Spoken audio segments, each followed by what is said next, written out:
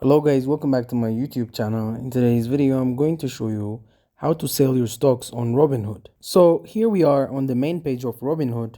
Pretty much looks familiar for most people. If we scroll down, we can see all the different stocks that we have ownership in. And what we can do is click on whichever one we are interested in. Selling now, because I own fractional shares of this stock, I can actually sell this by the dollar amount, not necessarily by the stock amount.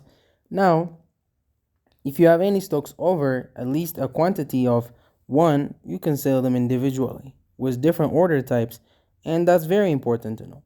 When you want to make sure you get the best possible price for a stock you want to sell.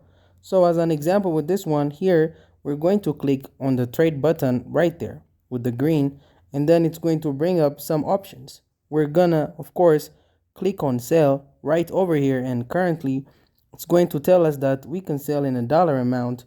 If you click on the top right hand corner, you can see all the different order types.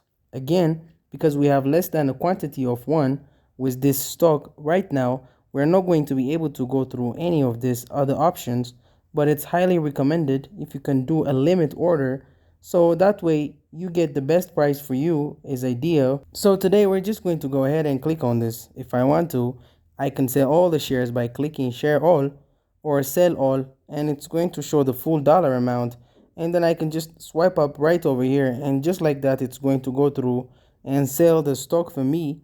And then that amount right there, once it's fully sold, it's gonna go into my buying power. So you can see here it popped up saying that it's sold. So if I go ahead and scroll back up, now you can see my buying power has increased because of that money going back into my account, which then I can go ahead and spend or withdraw however I need. And that's it. Thank you guys for watching this video. If this video was helpful, don't forget to like and subscribe to my YouTube channel.